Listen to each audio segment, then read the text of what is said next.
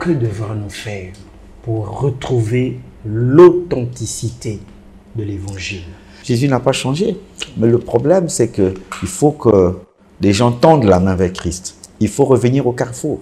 Vous savez que le véritable chrétien est celui qui ne dort jamais avec un péché non confessé. Mais aujourd'hui, cette chose n'existe plus. Quand on est grand bishop, on veut se comparer à Christ. J'ai écouté, j'ai suivi et j'ai vu moi-même des pasteurs. Quand ils rentrent dans la salle du culte, tout le monde se lève. On commence à chanter des chansons pour lui. Et ça, c'est vraiment l'UFOC, ça. Quand vous faites ça chez moi, je vous suspends tous. Toute la chorale, vous êtes suspendus. Vous voulez que j'aille en enfer à cause de vous? Allez vous repentir, que personne ne chante sur mon nom. Et c'est ce que les pasteurs cherchent. Ils sont devenus comme le diable qui voulait la gloire du Très-Haut. Et la nature du diable, c'est l'orgueil. Qu'as-tu que tu n'aies reçu? Si tu l'as reçu, pourquoi te glorifies-tu? Le problème, il faut revenir au carrefour. Les gens croient qu'il n'y a que les brebis qui doivent se repentir. Et les pasteurs aussi. La repentance est pour tout le monde. Quand vous avez péché, revenez au centre. Revenez au carrefour. Nul n'est à l'abri des assauts du diable sur la planète Terre. Que vous soyez apôtre, bishop, quadribishop, archevêque. Il y a beaucoup de titres encore. Patriarche. Nous avons tous besoin de la repentance. Aujourd'hui, la repentance n'est réservée que pour les brebis. Repentez-vous, repentez-vous. Et toi-même, et quand tu mens, je me souviens une fois, je travaillais encore à Total, j'étais déjà dans le ministère. Vous savez que dans les trucs des management, leadership, il y a un peu de mensonge aussi. Hein? J'étais au centre de formation et il y a des travailleurs qui ont appelé, monsieur, au bout d'aider. Je dis oui, mais mon dossier, est-ce que vous l'avez traité? Mais je dois aller à Boussens pour ma formation. Je dis, monsieur, j'ai déjà fini de traiter votre dossier. Et quand j'ai fini de parler, le Saint-Esprit me dit, menteur. J'ai enregistré. Et le lendemain matin, j'ai répété la même chose. Toute la semaine, je savais que mentir. J'ai vu que c'était important pour mon management, mais ce n'était pas bon pour Dieu.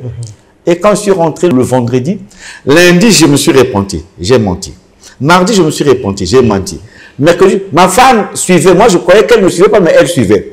Et le vendredi soir, quand on se retrouve, je dis, Seigneur, j'ai encore menti. Ma femme crie à haute voix, ah, tu as encore menti? Je dis, mais toi la fille là, où est ton problème? Moi j'ai mon problème avec Dieu, moi je me répands. Après je me suis attristé, j'ai dit, je ne mentirai plus. Ça, je ne le dirai plus. Je me suis repenti, sincèrement, j'ai pleuré. Pour un petit truc comme ça, tu parles en enfer. Hein? Bien sûr. Vous conviendrez avec moi que la repentance est pour tout le monde. Et aujourd'hui, on a l'impression que non, la chair est faible. On ne peut pas justifier un péché par un verset biblique. Je vous en supplie. Si nous voulons revenir au carrefour, il faut d'abord avoir un esprit repentant. Dieu cherche un esprit repentant pour son Église aujourd'hui. Hier et avant-hier, on a fait des erreurs. Mais il faut se remettre en cause tous les jours. Donc, c'est ce qui manque dans l'Église aujourd'hui. Hier encore, quand nous étions très jeunes, dans la foi chrétienne, on se disait que la titrologie n'était pas notre affaire. Mais depuis un certain temps qu'on s'est rendu compte que les 5 ministères ne suffisent plus, qu'est-ce qu'on fait? On va aller copier les catholiques qui se sont agrippés sur les archevêques, les évêques. Nous aussi, on dit, il nous manque que des papes dans le milieu évangélique et du réveil. Hein. Oui. Idaoussa est mort à cause de la titrologie. Il voulait être pape des églises évangéliques de réveil du Nigeria. Il est allé voir le pape pour pouvoir acquiescer sa nomination. Quand il est rentré, il est mort. La titrologie, c'est un piège pour les hommes de Dieu. J'ai connu un apôtre, paix à son âme, c'est un homme comme ça, Numbéré. Mais cet homme était comme ça. Il ne calomnie personne. Quand tu vois que tu es un pasteur nigérien et que tu n'as pas un bon... Il va te dire, mon fils, change. Si tu changes pas, voilà ce qui va t'arriver. Ça. Tout le monde ne le supportait pas. Personne ne veut se repentir aujourd'hui. Il n'y a que Jésus-Christ seul qui était le bon Dieu sans confession. Mais les pierres, ils ont succombé. Les Judas n'en parlons plus des incrédules. Judas a trahi le maître Jésus. Les Thomas, c'est des incrédules. Des gens qui doutaient de tout. Mais qu'est-ce que vous voulez? Pierre s'est repenti. Il a pleuré. Ses larmes étaient une signification de sa repentance. L'entêtement de Judas a fait en sorte qu'il ne se soit pas repenti. Jésus pouvait le pardonner. Alors, nous, ici, on croit le fait qu'on prêche l'évangile, on est déjà au ciel. Non. Vous pouvez être un pasteur et vous retrouver en enfer. Je veux que les gens le sachent bien. Tous, nous ne sommes pas à l'abri des assauts du diable. La meilleure manière de revenir au centre de la volonté du plein évangile, il faut très bien que nous revenions à la vie de repentance. La repentance est une clé principale. La Bible nous dit que si nous disons que nous n'avons pas un péché, nous faisons Dieu menteur.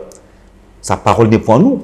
Mais si nous confessons nos péchés, il est juste et fidèle pour nous les pardonner, pour nous purifier de toute iniquité. Voilà, pasteur Bello. La difficulté, c'est là. C'est là.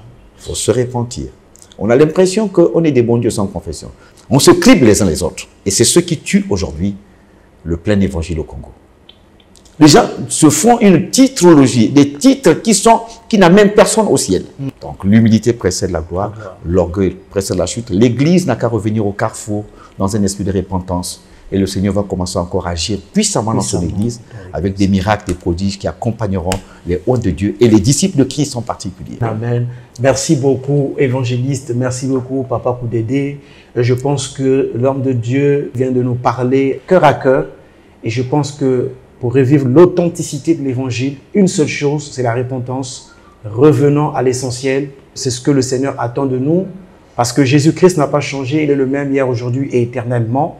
Et nous avons aussi appris qu'il n'y a pas que les âmes, les fidèles qui doivent se repentir, mais même les hommes de Dieu, si nous avons failli, nous pouvons revenir à Jésus-Christ, revenir à l'authenticité de la parole de Dieu.